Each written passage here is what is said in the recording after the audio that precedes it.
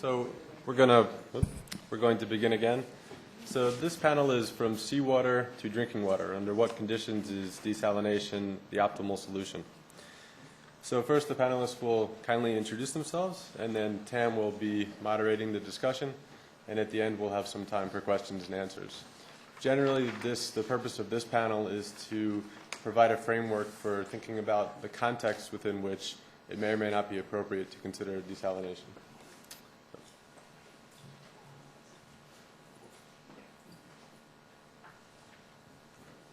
See if I can operate this. I got in trouble for not using the microphone. Is it on? I'm an engineer.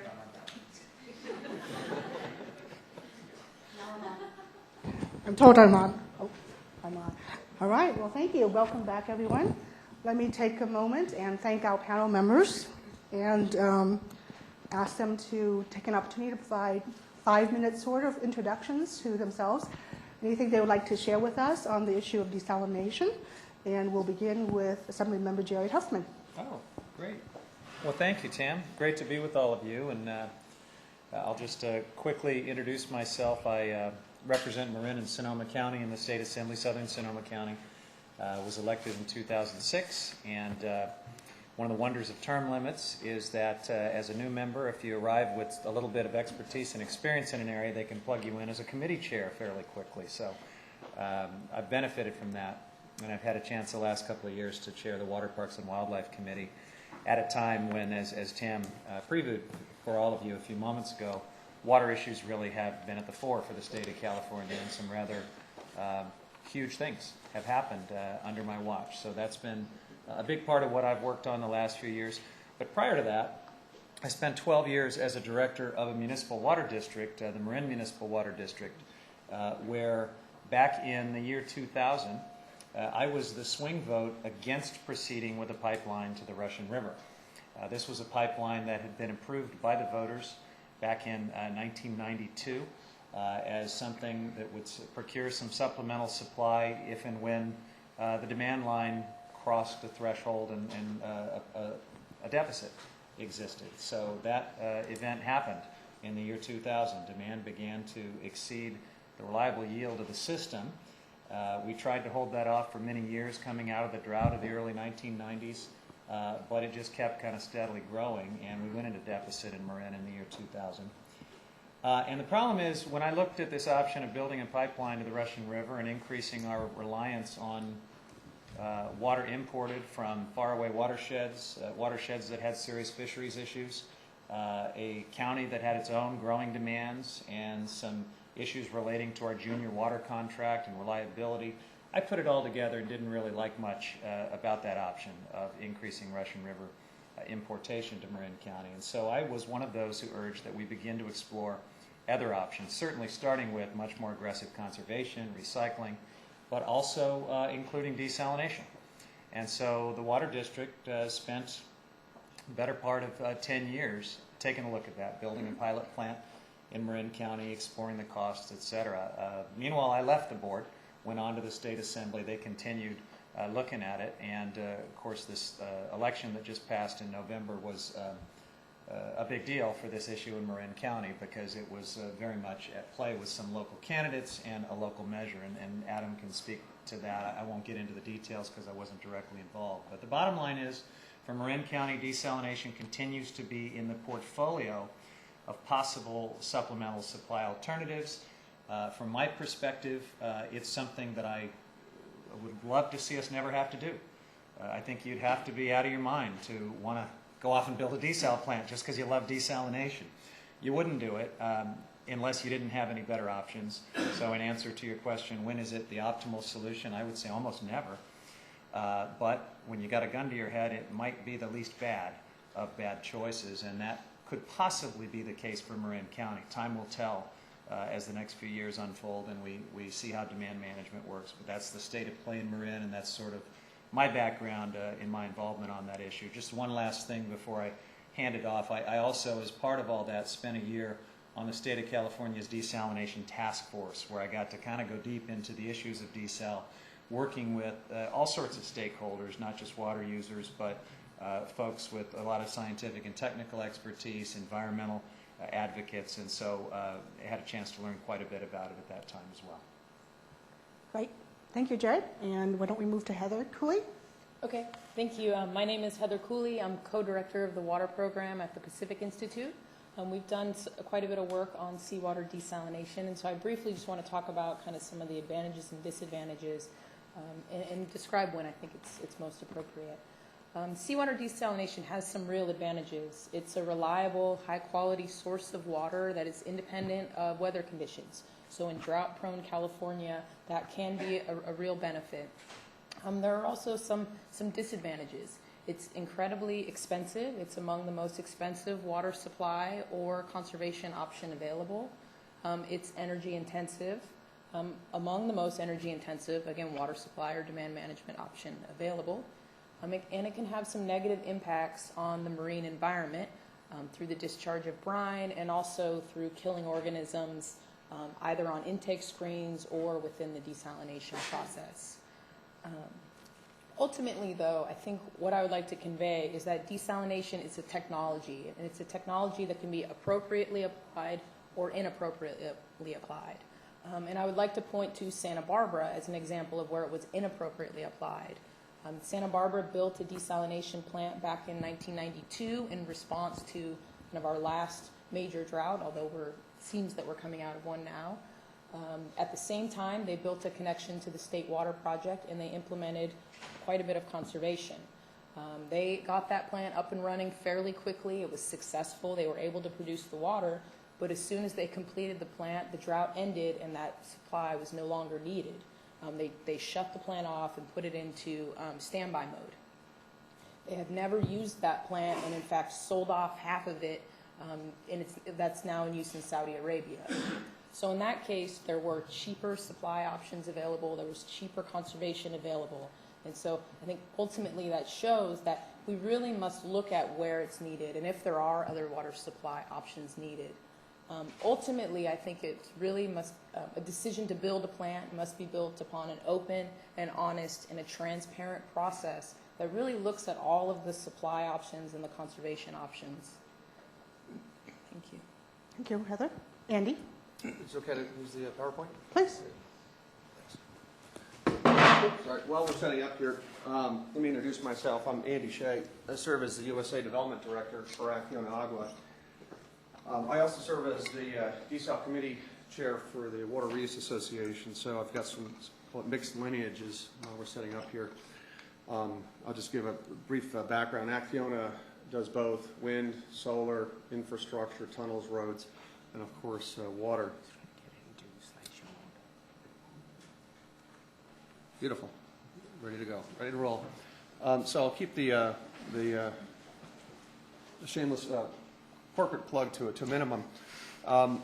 But suffice to say, we're best known in the U.S. for having gone in and fixed the Tampa project, which unfortunately had a very sad phase one process that did not come to fruition. Here in California, we've also been known for developing the Lompoc wind power project, and obviously supports the alternative energy scenarios before us, in addition to the project down at Fort Irwin. In the interest of time, I'll move forward. But we spend a lot of time analyzing different markets and going in where desal is needed, not sort of forcibly entering in either the design build or the design build operate basis. We are not a developer or privatizer, as we may be discussing later on today. But let me just, in the interest of time, just give you sort of a quick rundown on some of the action that we see in the U.S. and see how that focuses in California. Obviously, there's a lot of activity in California right now. Tam had mentioned 300, 400, 500 million gallons a day of potential projects coming from upwards of 20 projects. And yet there's this unhappy history that we have in the U.S., both Santa Barbara, but also Tampa 1. And that, frankly, has been an albatross around our necks in the U.S. We talk about California, all this excitement, but really Florida is where most of the desalination here in the U.S. has been deployed, believe it or not. In fact, that goes back for almost 20 years, primarily brackish, and of course now seawater with the Tampa Bay project. I won't go into all of this detail here. This is on the waterreuse.org website. Water reuse is one word. Drill down under desalination resources so you can sort of see and take a look at the Global Water Intelligence database on what I call the plus-minus charts. Lots of stuff in planning, but also a lot of projects on hold, and a number of those are actually here in California. When we talk desal here in the U.S., it's primarily reverse osmosis. It's not the thermal distillation cycles that you think about with Saudi Arabia. Again, I won't get into the technology differences, but it's important to recognize that most of the desal to date has been smaller systems. Approximately 60% municipal, 40% industrial. Industrial being both process industries, power industries, and in some cases irrigation making up that portfolio supply. Again, moving forward, Heather talked about the cost of water. I shared with you actually a very recent chart that was just displayed for the San Diego County Water Authority and their planning committee in September.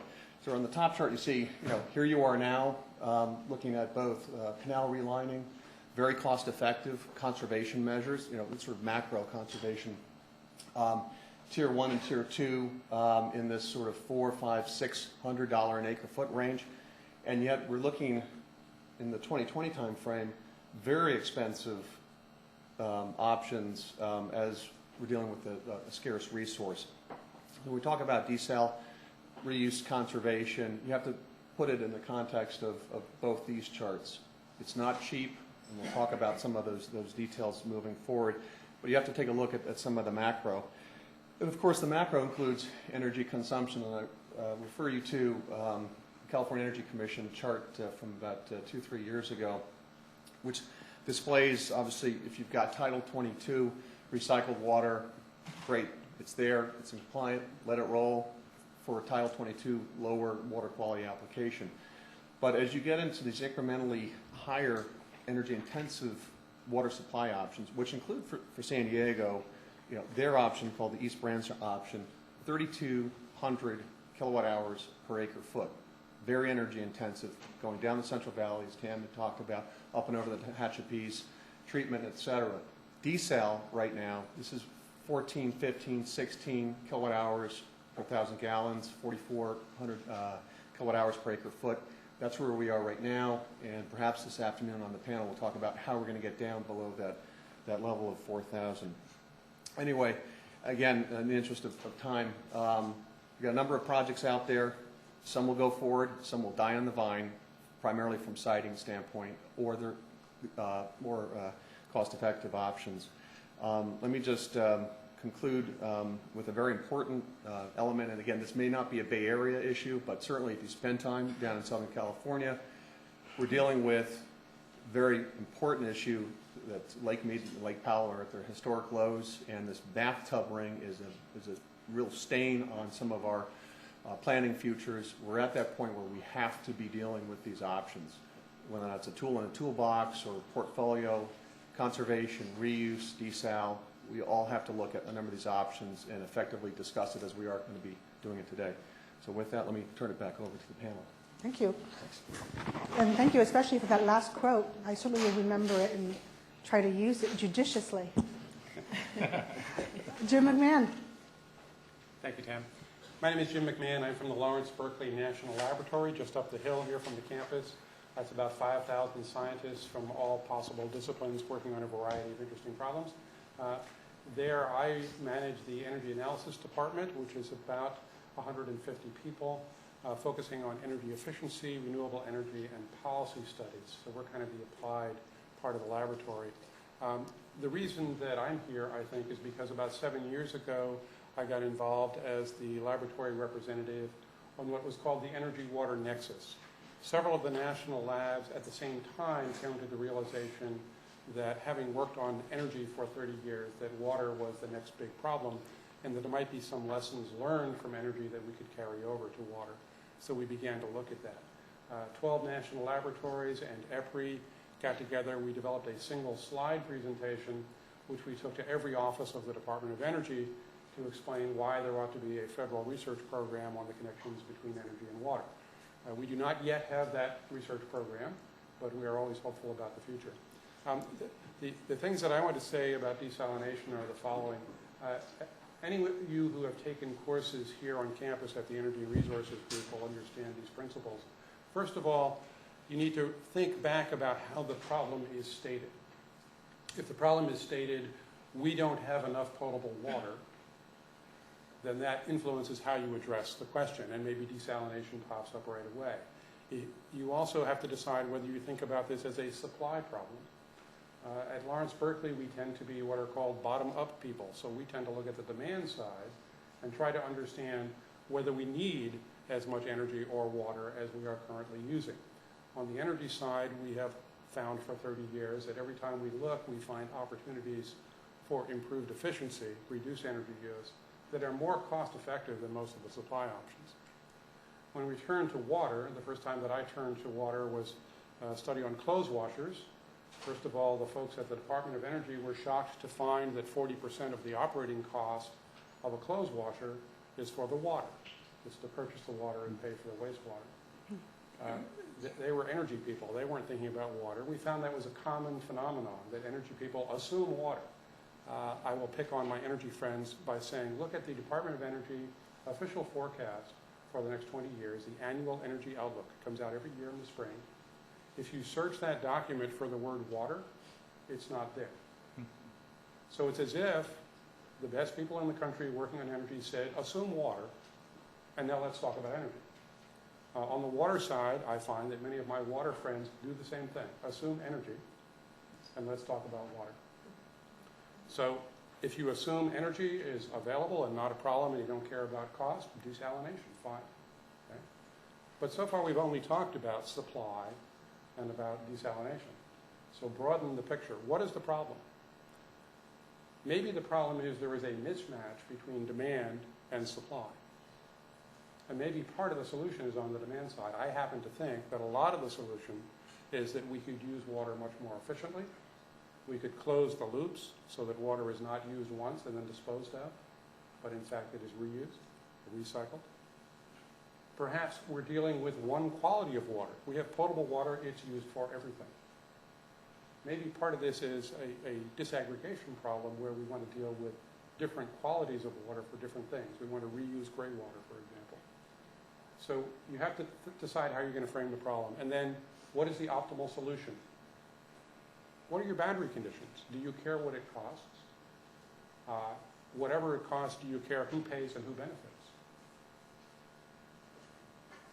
So there's a lot of different issues to look at, a lot of different perspectives. What we do in my shop is do policy analyses where we try to first gather factual information about the technology, about the economics, about the market actors, and then the decision makers. And eventually our work goes to some agency of government to make a decision.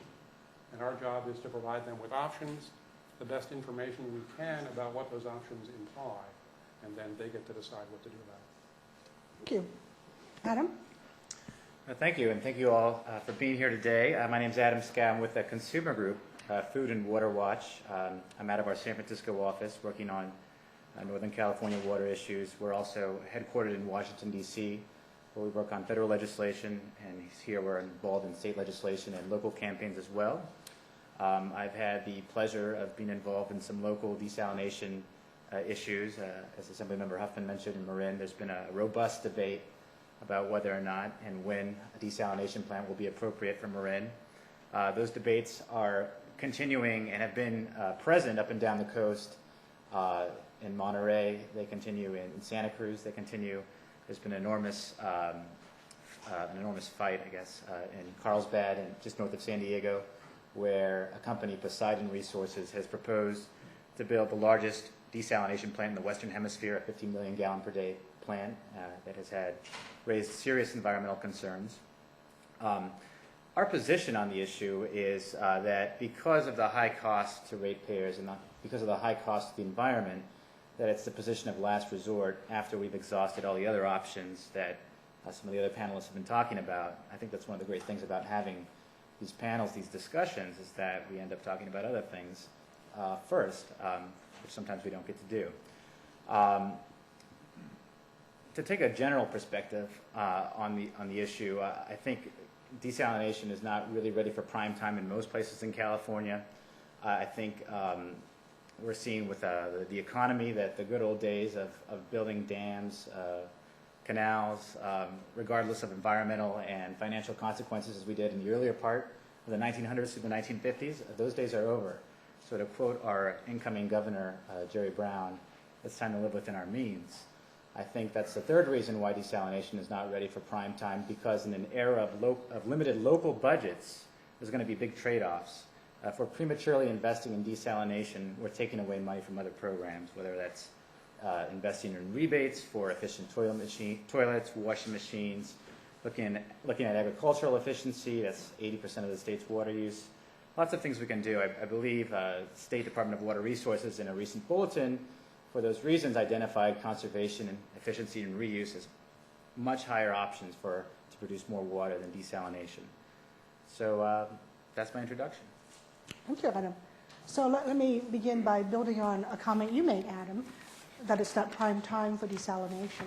And so define for me, if you would, and all the speakers, what factors would you say would create that prime time for desalination? If we were to do, say, a checklist of things that must be met in order for it to be prime time, what would be on those checklists? We'll start with you, Adam. Yeah, that's a great question. Well, I think certainly costs. Do we care how much it costs is a huge question. Do we care about the environmental impacts of it? If we invest, there's ways to make desalination more environmentally friendly. If we do that, it costs much more to the ratepayers. So, but here on the California coast, we tend to value protecting the environment, which is a good thing. But that only adds to the cost of desalination. I think from a logical perspective, from a common sense, from a ratepayer perspective, if we want to save money first, save money and save water, that we first do an assessment of all the places where we can save water at a local level. We did that with a report in Marin, looking at all the water options available to save water there, certainly retrofitting inefficient washing machines, inefficient toilets, looking at landscape use. Urban landscape use is a huge user of water. We're not even talking about taking people's lawns out. We're just talking about stopping watering the sidewalks, watering the roads. We have a lot of water to save there that can come at a benefit to the environment, come at a benefit to ratepayers, and those primary things. I forgot something else I was going to say. So I think it's kind of a case-by-case basis. If we're in the Middle East, if we're in Saudi Arabia, maybe we don't have a choice. Many places in California receive lots of rain. For better or worse, we've already made the decisions to divert water to places on the coast, which have allowed the economic growth in the California as we know it today. I don't think we're going to reverse that. So how do we live within our means? How do we make better use of what we already have, I think, is a priority. So your three factors would be, have all other options been thoroughly explored? What are the cost considerations, and what are the environmental impacts? Yeah. Okay. Any adds on to those three factors? Just one thought, if I might. I firmly agree with Adam's statement that this is not going to be the same set of factors in every place. Because the one thing you can say about water is almost every situation is different. You can look statewide at California, and Pacific Institute has done some terrific studies where they look sort of statewide at our potential for urban water conservation, ag water conservation, and those are tremendously useful studies. But if you drill down to some specific district tucked away in some corner of the state, it may or may not translate directly to them based on a variety of circumstances. So one thing you might consider as you think about the appropriateness of desal in a particular case is whether it is growth-inducing, whether there is new development and that's the reason for it. But the flip side of that is whether somebody has lost water supply. Because there are places in the state that had a stable water supply and suddenly lost it. Maybe to groundwater contamination from some plume of jet fuel, or I mean, we hear about this a lot. In the case of Marin Municipal, and again, not implying that it's prime time for desalination in Marin Municipal, but one of the reasons that I think it's been considered seriously is that 15% of Marin Municipal's supply was given up in 1996. I was part of that. And that was a state water board order to increase stream flows in Lagunitas Creek because we want to save our coastal salmon runs. And Marin is not alone there. Other districts are seeing, up and down the north coast, are seeing that they're going to have to put more water back in these systems over time. And Sonoma County has had to make some cutbacks. I think that's probably the new normal if we're going to bring back coho and steelhead and salmon runs on the north coast. So the loss of existing supplies can pretty easily put you into a situation where you got to scramble and look at alternatives that you may not otherwise have wanted to even think about. Heather? I would agree that it needs to be based on kind of a site-specific assessment, but I would also say that in nowhere in California have they exhausted their conservation and efficiency or recycled water potential or stormwater or rainwater harvesting potential. So I would agree, and I do foresee it. It is going to be a part of, and a source for California, for coastal communities at some point in the future. It's really a matter of if, or excuse me, it's not a matter of if, it's a matter of when and a matter of how we build those plants. Andy, are there any other factors besides those that have already been listed that have been a critical component of some of the other desal projects that you've worked on? Certainly, as much as we would like to think we're unique in California, our concerns must be shared by other communities for which desalination has been a viable option. Can you share some of those insights? Well, we see a couple of important factors, and Heather touched on a couple of them. One was water where it's actually needed, and the other issue is water quality. As some people read the book from Mark Reisner, Cadillac Desert, I mean, we are suffering from salinity management problems. And as we look at desalination as a membrane separation process, we are trying to control our salinity, particularly in the South Coast area. There is talk of desalinating the Colorado River aqueduct, believe it or not. There is talk of blending, and this is certainly the case in Tampa, blending the high purity water coming in from the desal plant in with the existing water quality, which could be high in organics or high in salinity. So you see a couple of these other drivers, water quality and then reduced vulnerability, particularly if you've got imported water coming in on the eastern side of the fault line. So those are two important factors that we see out there. We also are building a very large desal plant, an 80 million gallon a day desalination facility in Adelaide, where it's life or death for a number of these communities. And it's important to note that there's a seasonality issue. I mean, we think desal is going to be running all the time. You can turn it off. If you don't need it, turn it off. Lay it up seasonally if you have to. And that type of flexibility really follows more of call it the electric power utility intermediate or like a gas turbine plants. And then we haven't really thought in those terms yet, but it also brings up things like avoided cost. We're finally seeing the fully burdened cost of water. I showed you one chart. The problem with desal, and let me just say parenthetically, desal is not the silver bullet. I mean, I look at it more as a tool in a toolbox or an asset amongst many assets in the portfolio. But you have to take a look at this alternative in terms of the fact that when we look at desal, it's the fully burdened cost. And correspondingly, when we talk about $1,600 an acre foot, it's the all-in cost for the water right, the transportation, and the treatment that either meets or exceeds today's standards versus, well, that's a dam project of X billion dollars. Well, that's just giving you storage. It didn't give you the water right, didn't give you the transportation or the treatment. So I think we're finally seeing the right pricing signal sent out there. Yeah, it's expensive, but expensive in comparison to what? In fact, I would argue that it's finally justifying a number of these conservation programs where, oh yeah, we really should be doing that first and then getting to this next level of treatment. Thank you. Let me ask Jim if he has something to add to that list of issues to consider. I think you've got a good summary there. Let me just add a couple things. I'm concerned about the long term, about climate change, and there's going to be saltwater intrusion along the coast. Good. Desalination is not just seawater, but it's brackish water as well. And I think there will be opportunities where it will be useful to desalinate various water sources in the future as it goes along. I also agree with the comment that there's a trade-off between the efficiency side and the supply side in terms of what costs you invest. I totally agree with Heather that there are still plenty of opportunities in California for efficiency and conservation and reuse. As water becomes more difficult to obtain, or the supply stays the same and we have more people and more uses, things will get more expensive. And I think that then creates more efficiency opportunities. So we need to look at these things as tools in the toolkit. I try to stay away from saying absolute, this should never be used, but we should have a criterion by which we compare one thing to another and do them in some kind of reasonable order. Good. Let me build on that in terms of the expense notion and what Andy said about cost. How many of you know what your water costs are each month? It's about half the room.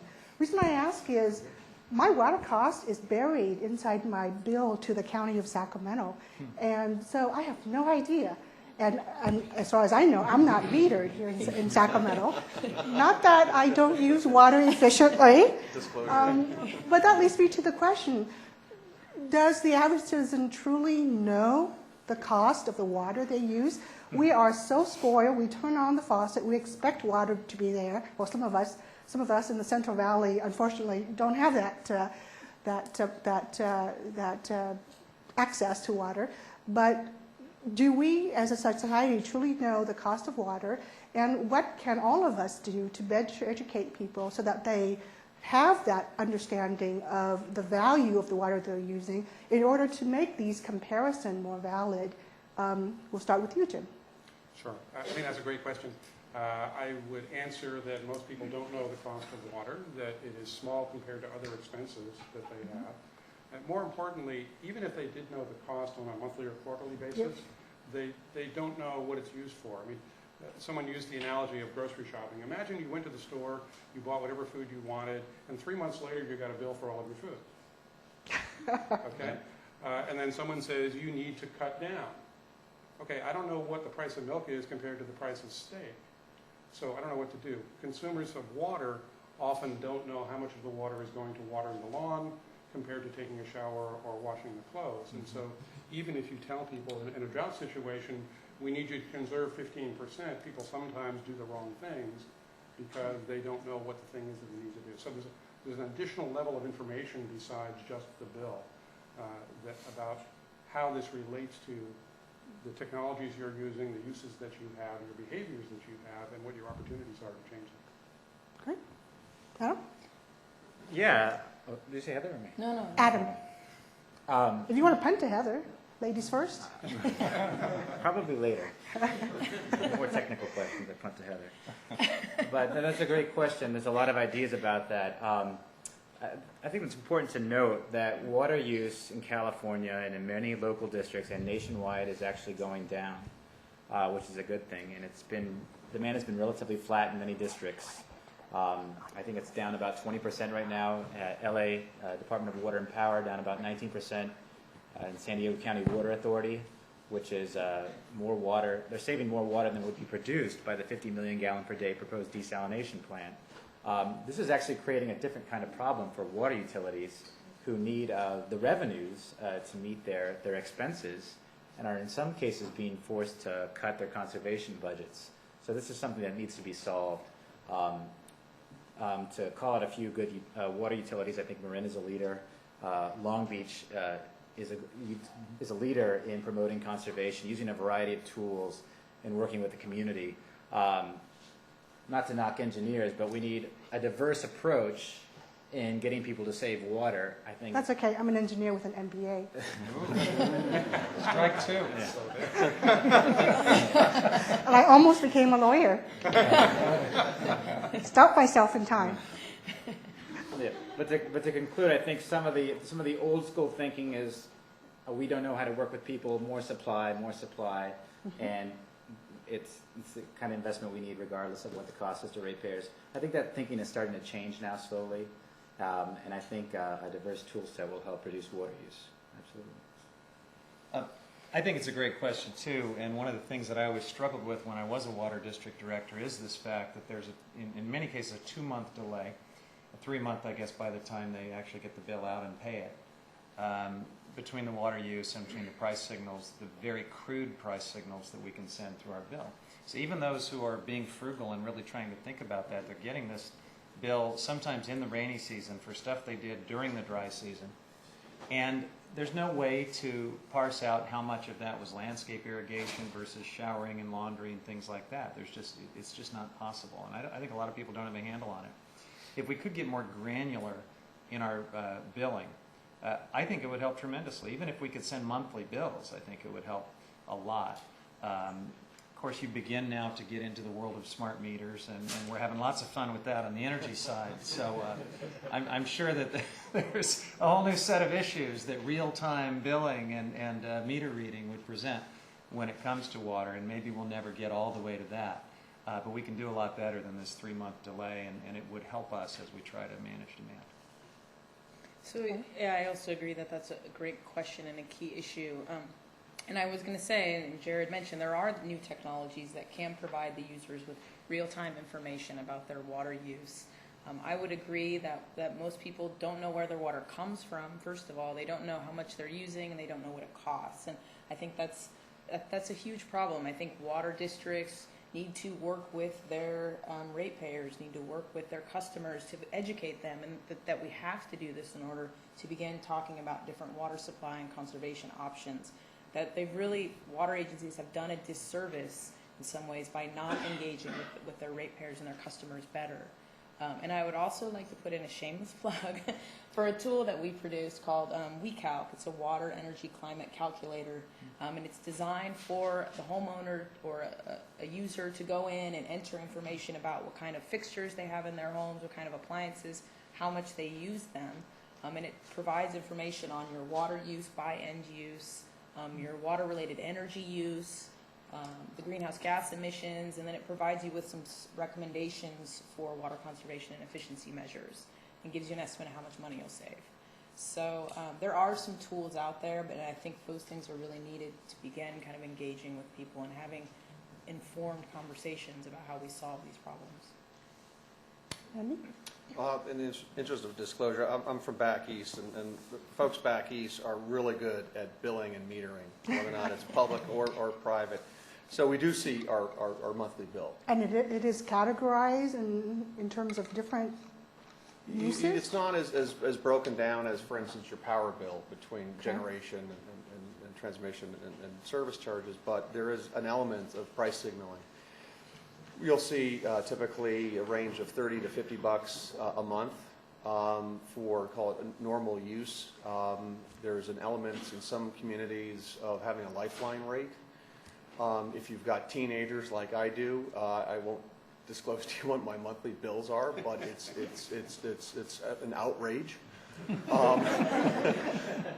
the further to that thought, I shared with you, put in perspective, a number of us here obviously like our internet and our home lines and our HBO, and we're shelling out $100 a month. We can live without those utilities, except if you're my teenagers.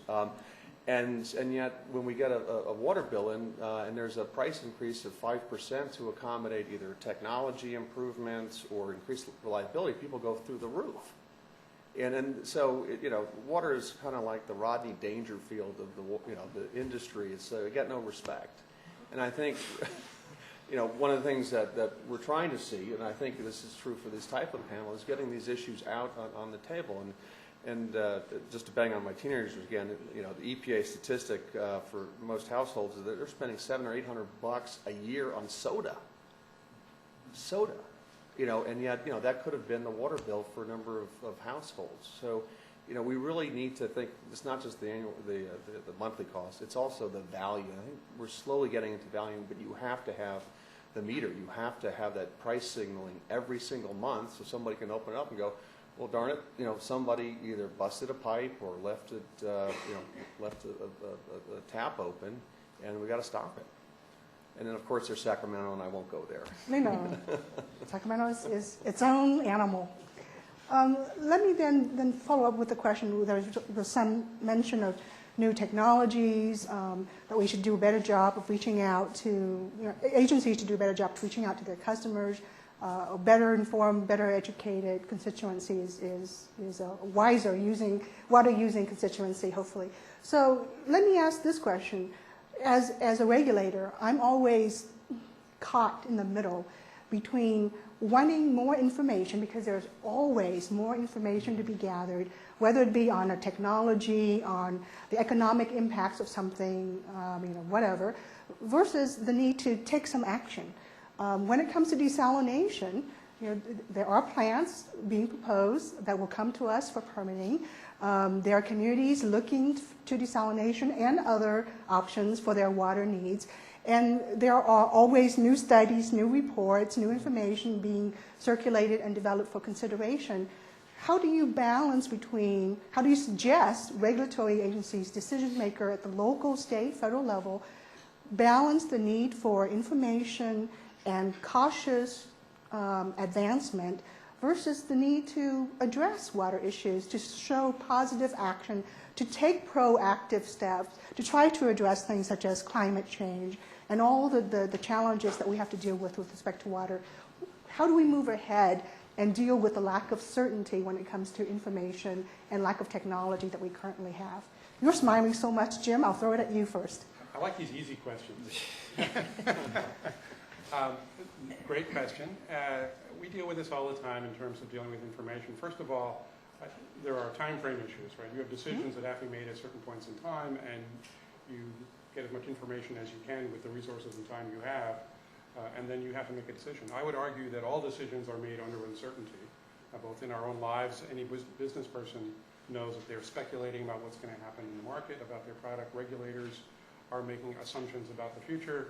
Whatever decision you make has implications for years to come, and you're considering that, but And people make decisions in terms of the impact that it might have on their water rates and their water usage. I'll tell you a personal anecdote. I was in charge of a forecasting model for energy for the U.S., and I had a change in management. The new manager came in and sent me an email that said, Jim, your forecasting model is wrong. Please see me. So, of course, I had a moment of panic, and I dug into my files and tried to find what the error was. And then with great fear and trepidation, I went into his office and said, okay, what did you find? And he said, oh, it's just a general statement. All forecasting models are wrong. So what do? We use the information the best we can. I'm a researcher, so I'm going to argue that there ought to be research funds that people continue to develop information. Uncertainty ought to be explicitly mentioned and quantified to the extent possible. When we do economic analysis for Department of Energy regulations, we look at consumer uses. I'll take the hot water example, the teenagers. The U.S. has a test procedure that assumes every household uses 64 gallons of hot water a day. That test procedure was developed in the 1970s. Okay? We did some field measurements and found out it's probably 45 or 50 gallons of hot water a day. But that's not the important point. The important point is it varies enormously from one household to another.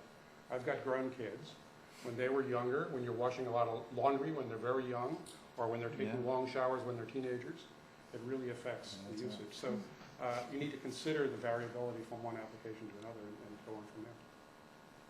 Adam? Yeah, big question. And certainly there's no question the need for more science, more investment. There's all sorts of talk about and speculation about climate change, global warming, and what that's going to mean for the California water supply. And I think, honestly, nobody knows for sure, and that it's going to affect different parts of the state differently. Some places might see more flooding, more rain. Some places might see prolonged drought. And I think the federal government's an important partner in promoting that type of research. On the other hand, I think it's very difficult to separate the political from the fact with water in California, as it always has been. To quote my colleague Randy Knaus, who is a lobbyist for this water district, East Bay Mud, he says Chinatown is not just a movie starring Jack Nicholson and Faye Dunaway, it's happening in California right now. And he said that in the context of Delta exporters, the amount of water that's been taken out unsustainably for large corporate agriculture, and the difficulty in finding that balance there. So I bring that up because I bring that up because I think sometimes we see these large water projects and the beneficiaries aren't often the people who have to pay for the cost of the project. Now, with respect to the role of the federal role in particular is strong in my mind because I think that the federal government has fallen short as a partner in promoting adequate and wise infrastructure in our water. I think it's even a bigger problem in the East Coast where the infrastructure is older. Seeing so many leaky pipes. I've seen statistics from New Jersey and Pennsylvania where they're losing 20% of their water from leaky pipes. And those are going to be enormous costs absorbed by both ratepayers. And there's a huge debate on who pays for these costs. Everybody acknowledges that we're going to need to spend $500 billion to $1 trillion over the next 20 years to rebuild the infrastructure we already have. How do we deal with that and talk about new infrastructure like desalination at the same time? It's quite a problem. So I think appropriate level of investment, something Food and Water Watch has been working on. So I'm glad you mentioned soda because that's something that we've been talking about is taxing soda and maybe bottled water as well. It's another panel to raise money to pay for basic drinking water infrastructure. Jared?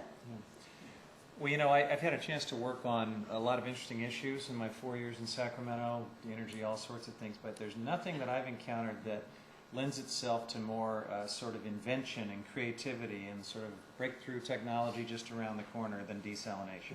I have people come up to me everywhere I go and give me their card and tell me about some business plan, and it's always some great new thing that they think is going to attract venture capital and be the hot breakthrough. And as far as I can tell, very little of it has ever made it to prime time. So, we're sort of stuck with the state of technology, slowly evolving, slowly improving, I think, where it is today, with reverse osmosis being probably the best game in town and probably some incremental efficiency improvements in that process through pretreatment and other things as we go forward. And as tempting as it might be to sort of wait for deep sea desal or whatever it may be, I think if you've got a real water crisis and you're worried about running out of water, you kind of have to take the technology as you find it and try to make it work. So you always hear the term best available technology, and that's kind of the best you can do. Thank you. Heather? So I would agree with Jim in the comment of we are constantly making decisions under uncertainty. You can look at how we do population. It's a matter of in looking at the impacts of population on future water demand. It's something that we constantly reassess every 5 years. Urban water agencies are supposed to do urban water management plans, so look at the future given the new conditions. So I would argue that it's a constant ongoing process of assessing the best information that's available now, not hedging on, not putting it on future ideas of this new technology down the road that's somehow going to dramatically reduce costs. But you have to look at conditions now, look at the technologies that are available now, and revisit those, every couple of years continuously to really find the best solutions. Can I sneak an afterthought in on that? Sure. Because it does occur to me that one thing you can do, though, to hedge against that is what I always urged at Marin when we were exploring this. Don't build out as big as you think you might someday need to be. Yeah. Try to plan in a way that allows incremental decisions, not only because the technology may change, but you have an opportunity then, if you start with a small thing that has a footprint that lets you grow it, each new incremental decision can be measured against the options you have at that time. So that next increment of desal, for example, can be measured against some super expensive conservation opportunity, and it keeps conservation very much in the mix and also makes things flexible for technological improvements. Sorry, interrupted. To Jared's point, yeah, and that's one of the benefits of desal, is there's an element of modular. You get basically on brackish water, 2.5 MGD module, sort of plug and play. Oh, you need 10 MGD? Well, times 4 plus some redundancy, 5 units. But don't be giving me this super big footprint, the way a number of architect engineering firms used to do it, because we can't afford it. We don't have the elbow room for it, and it's the wrong thing to do. I would share with you this, a lot of the challenge that we're seeing right now is the challenge between sort of the pro-supplied elements, that exist in the state and the demand side element. And it's very similar to what we saw in the power industry, late 80s, early 90s. I know you were on the Air Resources Board, and you've got new technologies for nitrogen oxide reductions and all this great technology.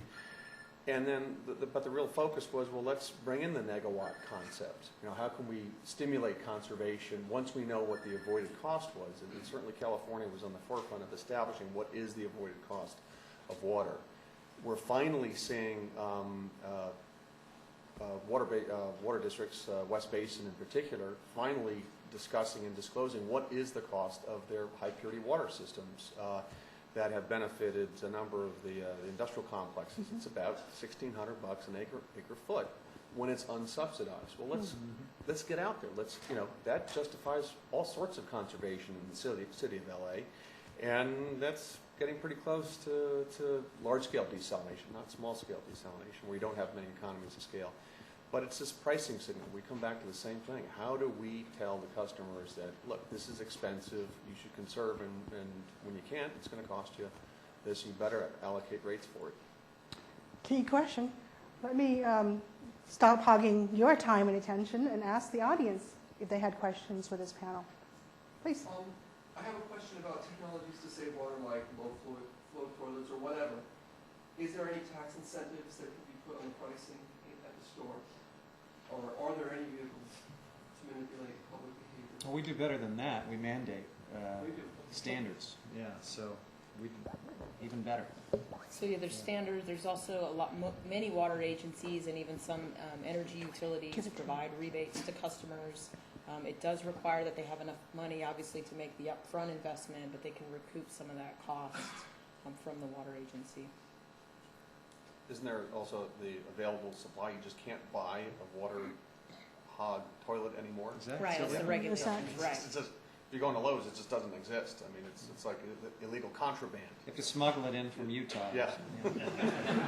Right, although a lot of those appliances have a very long life, especially toilets, as an example. There are some that have been around well in excess of 25 years. They're using 6 gallons per flush, whereas the new ones required under California law are supposed to use 1.3 gallons per flush or less. So there are a large number of these wasteful and inefficient appliances still in use today. We have a question over there. My question at base level is, what is the policy gap for conservation and to provide kind of a framework for that? There are obviously a lot of proposed desal projects within the state for a various amount of reasons, but one reason those are being proposed is because some private investor thinks they can make money off it, which implies to me that they don't see the areas where they're proposing the locations for these desal plants is seriously taking into account conservation measures that would negate the need for a desal plant. So what's that gap, and how can we change things to fix that from a conservation standpoint? Yeah, I'll take a stab at that. It's a great question, and I think it comes back to this deeper question of how we value water and what are our goals in managing water. Do we actually try to reduce our water use at a utility level, even if it's not as profitable for a private company or some developers who want to use desalinated water to promote more growth? There is, however, some emerging business and technologies around conservation at a more individual household level. I think the state has recently relaxed codes around gray water, which will allow more use of gray water at the household level. And there's a great group that's promoting that use. I think they're going to make a lot of progress, especially if they can find a partner in the local water utility. And that's not always easy. Some places, Marin has partnered with some groups. Some of the districts have actually incentivized that type of use. Many districts do not. And many district managers, frankly, aren't interested in that. So it's a great question. You know, a thought I have on that question is really it raises the issue of can we harness the incentives and the power of the private sector on the side of conservation? And I think we have to really look creatively at ways to do that. And one of the things that I'm urging my colleagues at Marin Municipal, because they're pioneers, they always like to be on the cutting edge of this, is maybe instead of continuing to struggle for programs they can roll out through the water district and administer publicly, maybe they just start putting out solicitations. We want to save 2,000 acre-feet of water. And let's see what comes back from the private sector in terms of really innovative efficiency proposals. And maybe you'll see entire communities like the city of Fairfax or some of the partners that they've worked with in Marin say, well, you know, our whole community is going to step up and do catchments and all these other things. I think it could unlock some real creativity as well as some financial incentives to help leverage that a little more. And San Francisco has taken somewhat of a similar approach in that they pay, they do a performance-based conservation program. So if you save a certain amount of water, you get a certain amount of money. And so there are these consultants that have developed that can go to businesses, conserve the water there, and are able to recoup some of that cost from the city, from the San Francisco Public Utility Commission. So there are a few of those programs, but I think there is a tremendous amount of potential. Particularly for the commercial and industrial sector. Residential water uses, it's a couple of technologies. It's pretty straightforward. It's toilets, showers, clothes washers, dishwashers, and landscaping. The commercial and industrial sector, it's far more variable. Water uses range, you know, everywhere from using water for producing solar panels to, you know, food processing, food manufacturing. So to have kind of private companies, consultants be able to go in there and capture that savings and recoup some of that cost would be a very positive development. And while Jared is too modest to mention it, but he's been involved in several pieces of legislation to help create at the county level energy efficiency, water conservation type program. I know you've worked with Sonoma County on one of those, and Sonoma County, for some of you who are interested, has a very, very ambitious goal in terms of energy independence, in terms of reducing their reliance on exporting water, and in terms of setting climate goal targets that they hope to achieve. And so I know Jared has been a key player in that issue as well. Thank you. So I think there's a question right there. I'm wondering, there seems to be consensus on the panel that desalination should be the option of last resort. There also seems to be consensus that each project should be evaluated, or there should be case-by-case evaluation of projects. So I'm wondering if anyone would want to venture, are there baseline criteria to determine when a water agency or a region should start looking? That is, when it is that other available options have been exhausted, or when it is that certain thresholds of conservation spending or other options have been exhausted, because it seems a little bit undefined otherwise. Anyone want to take a crack? I'll start because you're seeing it right now. We're at that point in Monterey on the peninsula where the community has decided to go forward per the PUC decision yesterday with a 10 MGD facility using a public-private partnership under the purview of the PUC. So what were the elements there? Clearly getting Cal-Am off the Carmel River, environmental driver. There's a water quality element there too. There's also an element potentially of growth inducement or anti-growth inducement. So that's always been in play, and I would argue that they've probably exhausted most of their reasonable conservation efforts, the low-hanging fruit. To go beyond that starts to compromise perhaps their tourism industry, and that's where you get into this economic question. What's the right amount of suffering before you get to this last resort? I think they've argued fairly effectively that they are at that point, and they know they're going to have to deal with this higher cost and amortize that across their system. My thought on this question is it's not quite as simple. First, I don't think I'd quite accept the term that desal is the option of last resort. I think there's lots of bad resorts that you have to consider, if you will. And if somebody is considering desal versus some scheme to increase diversions from the delta, a place that we know, and Tam reminds us, needs more water, not more diversions, I would say desal would not be last resort. It should go ahead of the line for some scheme to increase diversions from an environmentally threatened and fragile estuary, or any number of other potential conventional sources. Some of our conventional sources are just not looking that great these days. But the other thing is, we often hear this sort of simplistic notion, well, you can look at desal after you've exhausted all your other alternatives. That's not that simple either, because you can always do more. But as you continue down that continuum of alternatives, generally you're going to see much higher prices and less yield for your effort. And so recycling, for example, in Marin County, they can do more. The problem is, in Marin County, there aren't huge demand centers. There are no refineries. There's no major industrial users. There aren't even a lot of golf courses. These are the typical ways you soak up recycled water in places like Southern California. So what they have to really do is create an entirely new distribution system to get out into literally individual residential landscapes, and it costs a fortune. So if you want them to exhaust recycling before they consider desalination, you're going to be asking them to pay probably twice, maybe 3 times as much as desalination before they get to even consider it.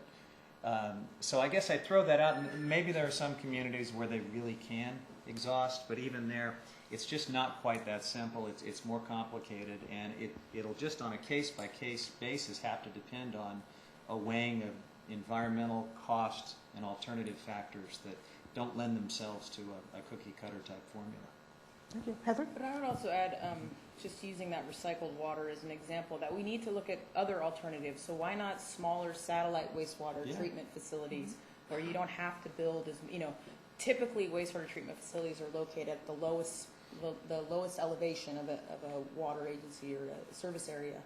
So there is some energy cost if you're going to treat that recycled water and distribute it, and a lot of additional pipeline. If you do these smaller satellite systems, you can reduce the amount of infrastructure while still providing recycled water. So you may be able to go to some of the smaller industrial uses. So we need to kind of think a bit more broadly, too, about this traditional centralized system. And I would agree, though, that it is a constant process, as we brought up earlier, of going back and assessing the options given the current kind of state of knowledge and the current options available. Let's give Adam the final word on this question, then we'll move on it's to a the next very, one. very loaded question. And because there's so many different factors, and certainly here in California, real estate development and growth is always one of those big question marks. If that's your central economic development strategy to build more suburban houses and big box stores or whatever it is, or green development, you always need to look at the water supply. And I think I would advocate, as a consumer advocate, I tend to sympathize with the democratic approach to some of these questions. Let's make sure that the people who are actually going to have to pay for these projects have an adequate say in what gets built and what doesn't get built. Growth is not an inevitability. It's very much a political question, whether Cargill is allowed to build a development on the bay, or whether the Resnicks are allowed to transfer water to build new subdivisions out in the Mojave Desert. These are all very loaded questions. So, and I think at the case-by-case basis, more democracy is a good thing. Whoever has the microphone. Hi. Since injecting brine into the ocean is one of the biggest disadvantages, have you seen any technologies or ventures that can use the brine for commercial or industrial uses? Generally, it requires kind of a large land area, and because of the cost of land on the coast, it tends to be not economically feasible. So brine discharge is the general predominant way of disposing of the brine. Put things in order of magnitude. Seawater, 3% salt. The discharge coming from a desal plant, 6% from an ambient standpoint. One of the simple ways to do it is actually blend it back in with municipal wastewater and get the municipal wastewater back to the ambient condition of the ocean, if that's where, in fact, your discharge point is. Most of your NPDES permitting processes look at the site-specific elements of the zone of initial dilution to see if the benthic populations can handle within that initial zone the increase in salinity. There's a debate going on right now. Should that be 10%? Should it be site-specific? Again, I won't get into that's a very deep topic. But to go from 6% to chunky salt, bittens or whatever, is very energy intensive. We've got technologies called ZLD, zero liquid discharge. Basically you're evaporating the water off, hugely energy intensive and only used at locations where you cannot discharge to to apply some open basin. And it's very rarely used. It's done primarily by the power industry. Question Can I here? get in on this, Cam? Oh, sorry, It's Adam. a great question because it raises some environmental concerns, which we haven't talked about too much. To Marin's credit, they're actually looking at blending the brine with the wastewater outfall. However, I think that there's not enough information about the long-term effects of this. And here, this is in a bay that's average depth 16 feet deep, where we're looking at some ecological restoration efforts. What are the effects going to be 100 years down the road on top of numerous other environmental constraints that we already have on the bay? Most of the facilities, Carlsbad is just discharging brine freely out into the ocean. What is the long-term effect on our oceans, which are already stranded? I think I read a report recently that in Saudi Arabia, where they're doing some desalination plants, the brine's going out and it's increasing the salt quite a bit, and it's becoming a problem in the intake because it's coming right back in. So it's a good question. So we've talked a fair bit. You've talked a fair bit about price signals. So I'm wondering, are all the costs associated with delivering water really captured by the price that the consumers see? And also, when we talk about desalination projects, at what scale is the cost captured by the consumer? So is it at the community scale? Does the community pay for this desalination plant, or is it at the state scale, or at what scale? That too is going to depend on the case you're talking about. There are lots of places in California that don't get any state or federal subsidies for their water supply systems and built it all by their own ratepayer dollars. And so at least from a community-wide scale, they're bearing their own costs. But there are lots of others that are part of the Central Valley Project that continue to have very significant subsidies from the federal government. There's a little bit of a debate about it with the State Water Project, but I think it's fair to say there are public subsidies in that water system as well. And then in terms of how you capture it, I think it would be, that again would depend on the rate structure of each district that sets out to build one of these facilities. So if you have a tiered structure and want to assign all of the cost increment for that supplemental supply to your highest tier, you could probably spread that among a certain class of ratepayers, but lots of water districts don't do it that way. So it's, again, like so many of the things we're talking about here are going to depend on the particular situation. I think that's a good question, and we have some information about that from yesterday's decision at the California PUC, where we're going to see costs of to $500 million for that desalination plant spread across a rate base of about 40,000 ratepayers.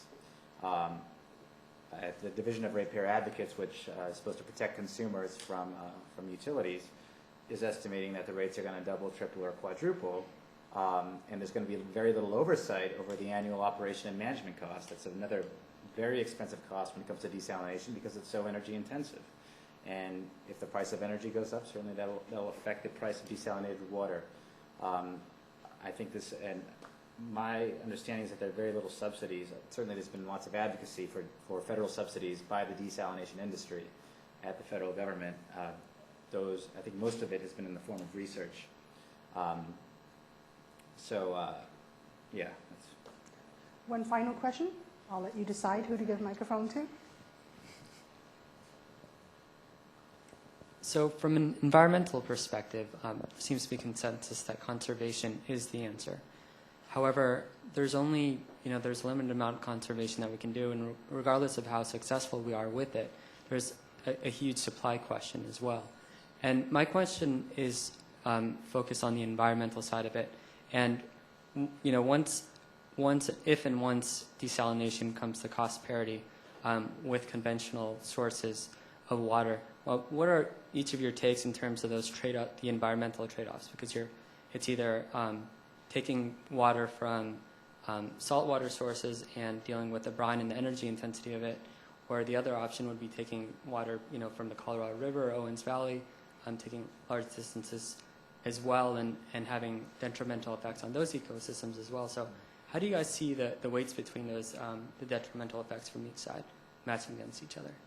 Let me jump in first with that one. At the State Water Board, we directed our staff to start developing a desalination policy because we see different plants up and down the state seeking permits. And from our perspective, what we're concerned about is the intake structure from these plants and the entrainment and entrapment of marine life form that could occur with that, as well as other factors. And also we're concerned from the discharge side of it, the salt, the heat, other aspect.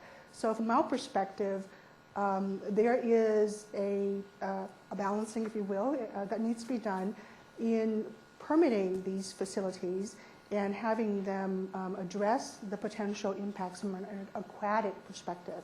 Now, I don't know, typically it takes us a couple of years to do a policy because we need to do an EIR and, and all that. But it is a process that we have started now that we have, once the cooling policy is somewhat in place. And it's an area that we expect to be a high priority for us in the next year or so. And we hope to have a statewide policy that would regulate the operation of desalination facility based on their intake as well as their discharge into the aquatic environment. So that's an answer from my perspective. I'll toss it back to panel members. Environmental is a very broad term, so there's a lot of different things. I think a lot of the solutions have been proposed here, that you have to look at all the options, you have to make it a transparent process so that people have an opportunity to understand what values you are trading off. We did a study some years ago for the state of California about the value of a saved gallon of water, and it depends upon where you save it, when you save it, what the source is, what time of year it is, whether the fish are running or not, and it gets fairly complicated. At the federal level, just this year for the first time, federal agencies are using a cost of $21 a ton of carbon dioxide for emissions associated with policies. So when we do energy efficiency regulations, we reduce emissions of carbon dioxide, and that's given an economic value in addition to the direct savings that consumers have. So there are different ways. I'm not saying that's necessarily the correct number, but there are ways to begin to treat this. But the most important thing is to be as explicit as possible about the full set of impacts and to have a transparent process so that people, either the regulators or the citizens, have an opportunity to weigh their values of how much a particular environmental impact is compared to the value of having additional water. Any other takers? Heather? Yeah, I would also say we can also look at some models of plants that have been designed to minimize environmental impacts. And so I would point to what's been done in Australia. There are plants there that are 100% wind powered. They also, for their intakes, they take in water through a couple of different points. And so by doing so, they can reduce the velocity for which they intake water and therefore reduce the impacts on the marine environment. They also have diffusers located for distributing the briny water. And of course, this does increase the cost, but it was a trade-off that was made, and it was important from their perspective to ensure environmental protection while at the same time meeting a demand for water. I'll jump in. I think it's, for instance, it's difficult to monetize what's the benefit of not having an interbasin transfer. But when you look at some of the projects that are out there, we talked about Carmel, the Carmel River, but also, for instance, in Tampa, the major driver there was getting the Tampa Bay water, general Tampa Bay region, off of groundwater. That was an EPA and Southwest Florida Water Management District mandate of getting them off 80 million gallons a day. So they decided to achieve that through a combination of methods, which included 25 MGD coming from desal. Very strong driver, and that was subsidized to the tune of $85 million out of, call it a $125 million project. So you do see subsidies in certain locations from a regional enterprise for environmental purposes. As far as Metropolitan Water District of Southern California, $250 an acre foot for desal and reuse, that's really more capacity. You're trying to stimulate capacity through alternative water resources development. I don't think that's specifically targeted for, call it environmental, but some people can look at it that way. Thank you. Anything else to add? Well, I think we probably want to take a break before the 4:15 panel starts. So let me ask our panelists short 1-minute closing statements. We'll begin with Jim. Thank you. The one thing that comes up, I think Jared touched upon, is flexibility. In each of these decisions, if you're selecting a technology to pursue or making a regulatory decision, this is a game of billiards. It's not just whether you can sink this ball, but where you wind up after you sink this ball, what you're positioned for. And the world is not going to be exactly what we expect, We're going to have changes coming from climate change and other things. So we need to position ourselves where we're able to upscale or downscale as necessary to adjust to changing conditions. Thank you. Andy? I've monopolized the time. I'll pass, but you're going to hear from me on the second panel. Okay. Adam? Oh, shucks. Well, I thought that was a good question, and I was thinking about it for a second there, and I'm not remembering what I want to say, but to summarize, I think Tam's introductory speech was really good. You offered all these alternatives of where we can augment our water supply, save water. I think to put that into some political and economic reality, those are things that are going to happen first. These are not the good old days of California where we had all the money in the world. Ratepayers will only be willing to pay so much money for some projects that need to have public benefit. So I think that it'll be a while before we see desalination really take full scale in California. Heather? I would agree with your just that last statement, that it's really not a matter of if, it's a matter of when, and then once we have decided to build it, how we build it. And so I think it is important that we looked at some of the models that are there and look at the best available technologies for minimizing the energy use, minimizing the environmental, and also minimizing the overall costs. And while it's dangerous to give a politician the last word, Jared. Thank you. It's almost like I have control over your budget, and you're showing some deference. Really? I hope one thing that has come out of this discussion is that the sort of trade-offs that you typically hear thrown out on desalination versus conservation, desalination versus conventional water supplies, exhaust all alternatives before you get to look at desalination. None of that is really all that simple, especially when you get down to unique cases that present themselves for lots of different reasons. And then you throw in climate change, and you got a real monkey wrench in the whole system. Is desalination the silver bullet? God, no. Should desalination be in the portfolio of tools that, going forward, lots of parts of the state are going to need to consider? Absolutely, it has to be. But there'll also be plenty of instances where it's not appropriate and is not a good idea. And so if you find somebody that can find the equivalent amount of water for something close to the same price through conservation, they're crazy not to use conservation. But it won't always be that simple. The other piece of this, though, that you really should consider is that once you get to a point where desalination is in the mix and is under consideration for the reasons we've talked about, then you have this whole other debate that we really didn't get to have today, which is what kind of desalination? How is it operated? How is it owned? And that is almost a forum unto itself, because every project is different in that regard. And you have everything from, in Marin's case, what would have been a publicly owned, what might someday be a publicly owned and operated facility, intended, I think, at least, as more of a standby drought insurance kind of tool in the portfolio. And then you've got many other cases, largely when private investors are involved and they're proposing these turnkey public-private partnerships, and I'm not trying to disparage those, but they're just different, and people need to understand the differences, where the whole arrangement depends on sort of maximum production and sales from that facility. They're not intended to be operated flexibly. They're intended to produce a maximum amount of water, because that's the business plan. Just a very different way of using the technology and mixing it into your portfolio. Obviously, lots of considerations and pros and cons to consider, depending on all those things as well. So, thanks for having me today. We can.